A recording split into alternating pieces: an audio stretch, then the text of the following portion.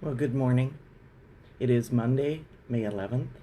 I am Heather E. Clausen, and I am the pastor of Bethel Lutheran Church and the United Methodist Church, both in Herman, Minnesota. In a few moments, I will be reading verses from 1 Peter chapter 2, beginning at verse 2, and I will be reading from the New Revised Standard Version of Scripture. These letters, called 1st and 2nd Peter, are different than many of the other letters, the epistles, that we find in the New Testament of Scripture. The uniqueness of them comes from the fact that they are not addressed to a certain worshiping community, but to many at one time. In 1 Peter, in the verses that we will be sharing in just a few moments, they are words that are addressed to those who are undergoing persecution. Some of that persecution that they were receiving was from the Roman authorities, and some of you may know some of the horror of the stories of Emperor Nero and what he did to these first believers.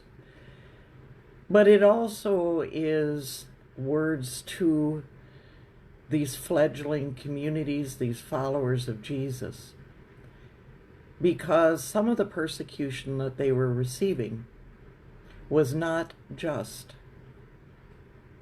from authority, but also from friends and neighbors and family members. You know, we can think back to our history in this country and think back to the time of Civil War. There were families that were divided on this issue, especially of slavery.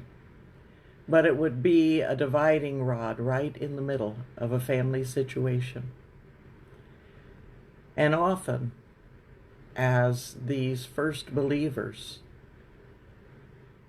heard the truth in the teachings of Jesus, began to follow, began to lead, and began to share, many families and communities were divided. And so we need to hear these words from 1 Peter, understanding that they are addressed to the new believers, to what we would call the Christian community, these house churches, these beginning believers. These words are to them, and of course, to us. Like newborn infants, long for the pure spiritual milk, so that by it you may grow into salvation, if indeed you have tasted that the Lord is good. Come to him, a living stone, though rejected by mortals, yet chosen and precious in God's sight. Like living stones, let yourselves be built into a spiritual house, to be a holy priesthood, to offer spiritual sacrifices acceptable to God through Jesus Christ. And then continuing at verse 10, once you were not a people, but now you are God's people. Once you had not received mercy, but now you have received mercy. When Jesus spoke, in one of the many ways in which he referred to himself and to what would come when he was no longer here on earth, he turned to Peter and he said, Peter, you are the rock upon which I will build. It is also referred to that Jesus, and in our passage today, was the cornerstone. Many of the examples we know that were used in the stories from Jesus and about Jesus were things that were, the examples they used, the items they used, were things that were commonly understood. And we know that in Scripture, we often hear the terms used that a builder would understand, about a plumb line, about a level, about a cornerstone. All of those were used in building to make sure that the structure was centered and stable and sure. And Amos was one of the prophets that spoke particularly of God hanging a plumb line in the middle of community. Today, our passage from 1 Peter speaks to a community today, built again of many, many different worshiping communities, many different ways that people have chosen to follow and live into the teachings of Jesus Christ. And they are speaking to communities that still are persecuted. And sometimes people have said, if you are not being persecuted for your faith, if someone was not arguing with you about what you say you believe and follow, then maybe you have let that plumb line shift just a little bit. Today we are in this time of pandemic, and as we have talked about many mornings, it is beginning to show up the places in which that building has not been secure, that building has not been straight, that building has not come as close to the teachings and the modeling of Jesus as it should.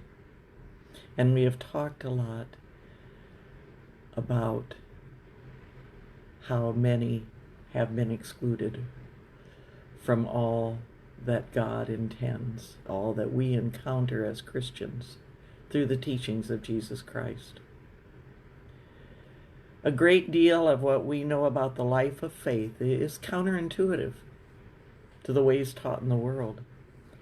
In the pandemic, we are being forced to act in ways that we haven't chosen. But we've been in being forced to act in ways that we aren't normally choosing. We also have been invited into this pause and a time to take stock of our lives. We have been given a unique opportunity to choose those stones on which we build our lives.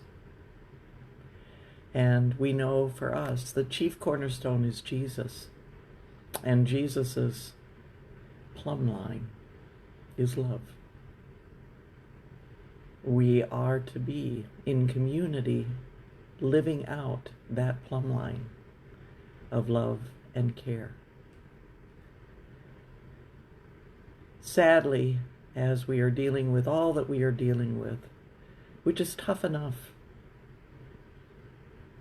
especially for those who have lost loved ones through COVID-19, and for those who are unable to visit the ones who are ill,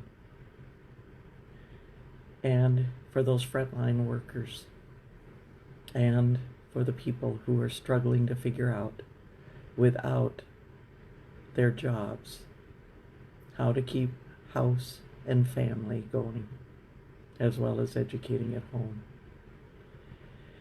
Into that mix, into people trying to do the best they can, to live into the best they can for others as well, we are beginning to hear these conspiracy theories. And I'm horrified. I don't know about you. Those that are trying to discount the number who have died. Oh, it's just a hoax. It's been put forth by, and you can list your certain group that they are railing against. I am horrified because of how that dishonors these families who truly are suffering. How it dishonors the people that have put their lives on hold and are the ones taking the risks in caring for us and providing for us. We need that plumb line. We need to remember that this is a chosen life. A life where we choose to believe and follow the teachings of Jesus Christ. And those teachings do not support conspiracy theories, do not support an us versus them, do not support in any way and in any form of trying to hurt people, because it is my right to do so, and it is not. We are to hold tight to the best for all people. And it does not help when people are truly hurting, and then they have to deal with those who deny what is going on in their lives for political agendas, for fear-mongering. It is heartbreaking when we are trying so hard to maintain that plumb line, to hold tight to the cornerstone, to understand that we need to be those who want the best good for all. We need to be those who honor the sacrifices being made and make the sacrifices that we need to make to keep people safe.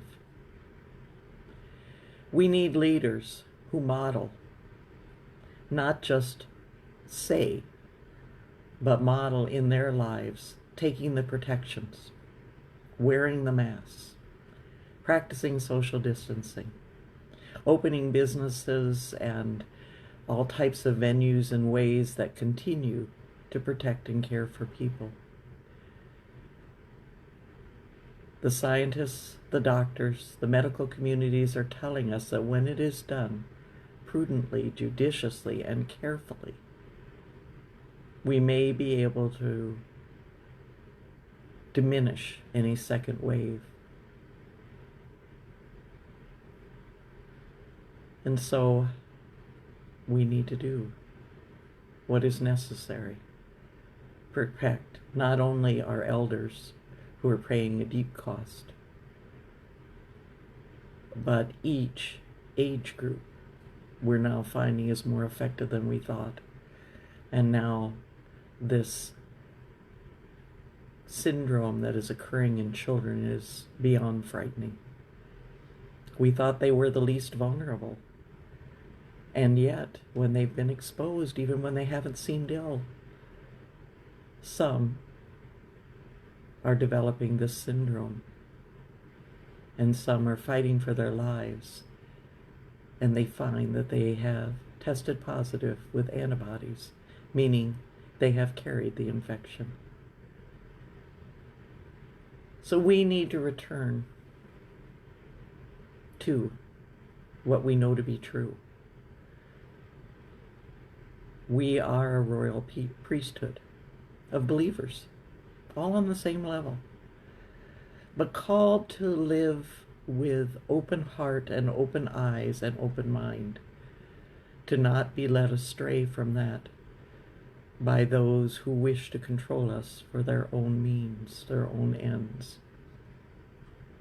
We need to hold true, as the people back in those early fledgling churches had to, when those around them scoffed,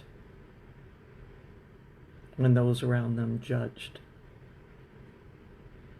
what they believed, what they tried to follow, how they tried to live their lives. Sometimes it takes courage to say that this is what I believe, this is what I follow, and this is how I will live. And it is my prayer that you will be blessed with the courage to do what you need to do, not only to care for yourself, but to care for your community, to care for all generations, and support the work that is being done to do so. May you be blessed today to be a blessing. Amen.